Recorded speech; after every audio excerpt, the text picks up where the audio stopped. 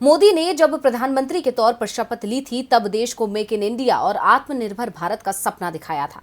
लेकिन इन 8 सालों में ये अभियान इस कदर कमजोर पड़े कि कई योजनाओं ने दम तोड़ दिया और कई सेक्टर्स को काफी नुकसान पहुंचा। इसके लिए विपक्षी दल लगातार सरकार को दोषी ठहराते हैं। इसी घेराबंदी से बचने के लिए अब सरकार नया प्लान बना रही है, जिससे रक्षा क्षेत्र को मजबूती मिलेगी।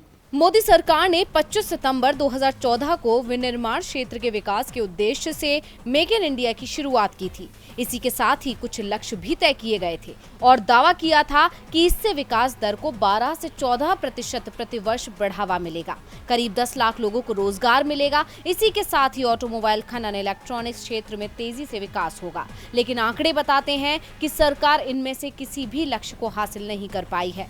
न तो विकास बढ़ा, न रोजगार मिला, बल्कि कई योजनाएं अधर में लटक गईं। इसे लेकर विपक्षी दल लगातार सरकार को घेरते हैं। वहीं इस घेराबंदी के बीच केंद्र ने फिर से मेक इन इंडिया और आत्मनिर्भर भारत को फिर से रफ्तार देने के लिए कदम बढ़ाया है। भारतीय रक्षा उद्योग को बढ़ावा देने और विदेशी खर्च को काफी कम करने के लिए डीएसी ने भारतीय नौसेना के लिए 8 नेक्स्ट जनरेशन के कोरवेट, पहिएदार बख्तरबंद लड़ाकू वाहनों और सैन्य उपकरणों की खरीद के प्रस्ताव को मंजूरी दे दी है। भारतीय सेना के लिए पुल बिछाने वाले टैंक के लिए एयरो इंजन के निर्माण को भी मंजूरी मिल गई है। रक्षा मंत्रालय के अधिकारियों ने बताया कि बाई इंडियन और buy and make Indian category के तहत सशस्त्र बलों के 76,390 करोड़ रुपए की पूंजी अधिग्रहण प्रस्तावों की स्वीकृति दी गई।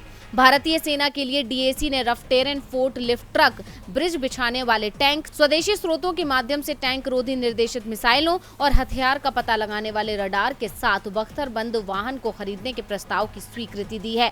अब मोदी सरकार रक्षा क्षेत्र में मेक इन इंडिया और आत्मनिर्भर भारत अभियान को बढ़ावा दे रही है। ऐसे में देखना होगा कि क्या वाकई सरकार अपने लक्ष्य को हासिल कर पाएगी या नहीं। डीवी लाइव की रिपोर्ट।